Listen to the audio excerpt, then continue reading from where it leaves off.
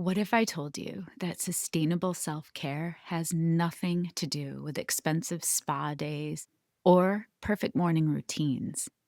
Sound like a relief? Hi there. I'm thrilled you're here because by the end of this episode, you're going to discover how to create a self care plan that actually fits your life as an educator and carries you through the entire school year. Here's what we're going to think about together. What if self care isn't another thing to perfect? It's about progress, not perfection. And while most of us burn out trying to maintain impossible wellness standards, I am so happy to share with you 4 sustainable pillars that will work even on your worst days.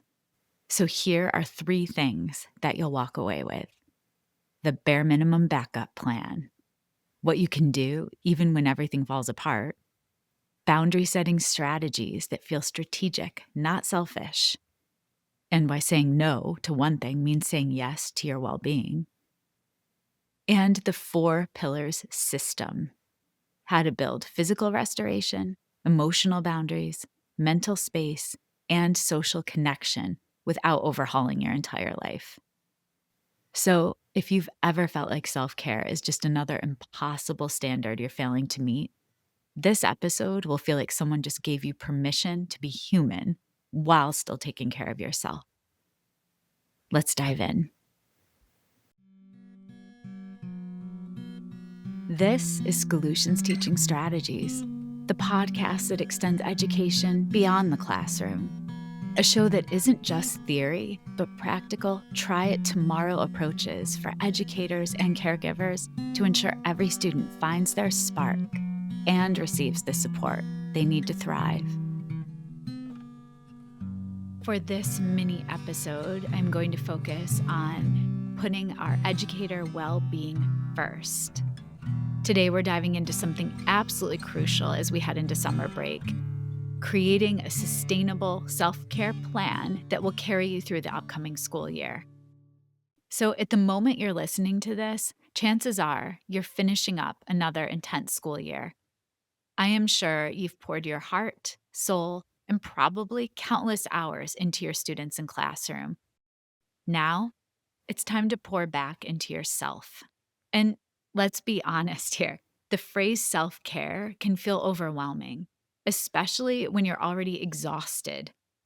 But here's the thing: sustainable self care isn't about expensive spa days or perfect morning routines. It's about creating realistic, manageable practices that actually fit into your life as an educator. So let's build your self care blueprint together. And before we dive into solutions, we have to actually acknowledge what we're dealing with. Pernille Rip illuminated this in my season 4 finale. Teacher burnout isn't just being tired. It's emotional, it's physical, and it's mental exhaustion that builds up over time.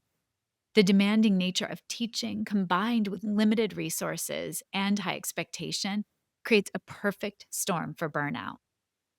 But here's the good news: summer gives us a unique opportunity to reset and rebuild our reserves. You can think about this time as your chance to create a foundation that will support you when the school year gets intense again.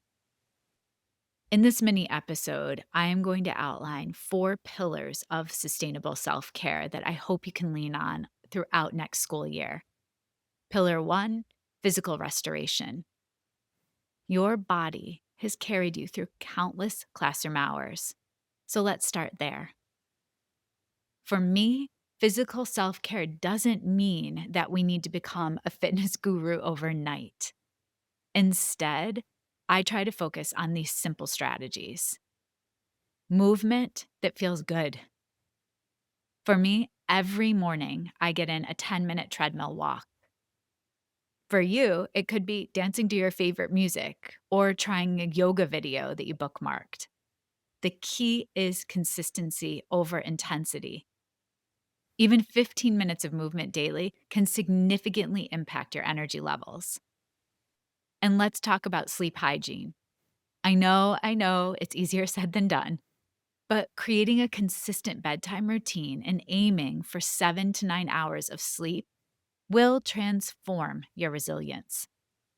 Even trying to set what we could call a digital sunset about an hour before bed, and then use that time for reading or gentle stretching.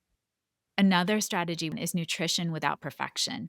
I've realized I don't need to overhaul my entire diet. I just need to focus on adding rather than restricting. And what I mean by that is I try to add more water, more fruit, and more veggies. I try to stay really consistent with regular meals. And then those small, sustainable changes do compound over time. It's consistency. For me, pillar two focuses on emotional boundaries. We know that teaching is inherently emotional work, and summer is the perfect time to strengthen our emotional boundaries. Practice saying no. Start small. Maybe it's declining an extra committee or saying no to social plans when you're truly exhausted. Remember, every yes to something is a no to something else. I'm going to say that again. Every yes to something is a no to something else. And sadly, it's often to our own well being. Another way to nurture your emotional boundaries, create transition rituals. What I mean by that is you have to develop clear rituals that help you shift from work mode to personal time. This might be changing clothes immediately after work or even taking 5 deep breaths before entering your home. It could be having a specific playlist that signals the end of the workday. We also have to consider emotional processing. It's critical that we find healthy ways to process the emotional weight of teaching. This could be journaling, talking with trusted friends, or even seeing a counselor. Seeking support is a sign of strength, not weakness. A caveat I do give here, though, is I'd never seek out people to complain with. I think that's very different. So, processing events of a day with a trusted person for me feels different. I am seeking out people that can help me think through what happened and how I can proceed differently moving forward. It is not just a complaint session. Pillar three focuses on mental space and creativity. My brain, your brain needs time to rest and recharge, separate from lesson planning and grading. I love to engage in non teaching activities, meaning I love to paint, I love to play the ukulele, I love to sing, I love podcasting. Rediscover hobbies that have nothing to do with education. Paint, garden, cook, read fiction, learn a new language, anything that engages different parts of your brain. Practice mindfulness. This doesn't require hours of meditation. You could try the 5, 4, 3, 2, 1 grounding technique.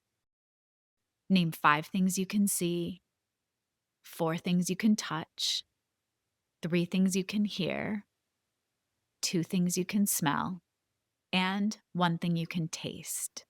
It's a quick way to reset your nervous system. Also, try to limit decision fatigue. Remember, teachers make thousands of decisions daily.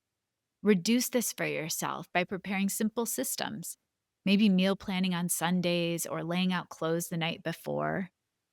And lastly, pillar four, social connection and community. Teaching can be so isolating, but we know humans are wired for connection. So think about how you're nurturing relationships outside of work. I try to spend time with family and friends who aren't educators. I understand while your teacher friends know your struggles, it's important to have relationships that remind you of your own identity beyond the classroom. I also set communication boundaries. And what I mean by that is, I decide when I'll check and respond to work emails or texts. Maybe it's only weekdays between 9 a.m. and 3 p.m., but I have to make sure I'm also communicating these boundaries clearly and then I stick to them. And find your people. Whether it's a book club, a hiking group, or even an online community, having people who support your non teaching interests is crucial for maintaining perspective. So let's create your personal action plan. Making this practical, here's something you can think about. I know it's summer, but this is the good kind of homework. Week 1 and 2, assessment and planning. What I mean by this is reflect on this past school year. What drained your energy? What gave you energy? Use these insights to identify your biggest self-care needs. Week 3, 4, you could try different self-care activities. Maybe meditation isn't for you, but nature walks are amazing. Maybe you hate meal prep, but batch cooking on Sundays works perfectly. There's no one-size-fits-all approach. Week 5 and 6, let's focus on integration. Start building your sustainable routines. Focus on small, manageable changes that you can realistically maintain once school starts. Week 7 and 8, prep. Create systems that will support you during the school year. This might be meal planning templates or a morning routine checklist or scheduling regular check-ins with friends. And remember, the goal isn't perfection, it's progress. Some days you'll nail self-care routine, and other days you'll barely manage the basics, but it's completely normal and okay. And here's the truth. Even the best summer self-care plan will face challenges once the school year starts. I try to prepare for this mentally by building grace and some flexibility into my routine. I ask myself, what is a bare minimum version of my self-care plan? Meaning, what can I do even on my worst day? Maybe it's 5 minutes of deep breathing, or drinking an extra glass of water, or texting a friend. I have a backup plan that prevents that all or nothing thinking, and it keeps me going. I also am very cognizant of checking in with myself. What's working? What needs adjustment? I think it's important to realize that self-care, it's not this destination or a one-day spa day. For me, it's an ongoing practice. And I want to leave you with this. Taking care of yourself isn't selfish. It's essential. You cannot pour from an empty cup. And your students, your colleagues, and your family need you at your best. This summer, give yourself permission to rest, to play, and to be imperfect, and to prioritize your well-being. You've earned it, and more importantly, you need it. Your self-care plan doesn't need to be Instagram-worthy or perfect. It needs to just be yours, and it needs to be sustainable. I always start small. I try to be consistent, and I'm patient with myself as I build different and new habits. Remember, you're not just a teacher, you're a whole person with needs and dreams and a life outside of the classroom. Make sure to honor that person this summer. Share this with a teacher you know needs to hear it. Take care of yourself. I'll catch you next Monday with another summer series tip. See you then. Schoolutions Teaching Strategies is created, produced, and edited by me, Olivia Wall. Thank you to my older son, Benjamin, who created the music playing in the background. You can follow and listen to Schoolutions wherever you get your podcasts, or subscribe to never miss an episode and watch on YouTube. Now, I'd love to hear from you. Send me an email at schoolutionspodcast@gmail.com.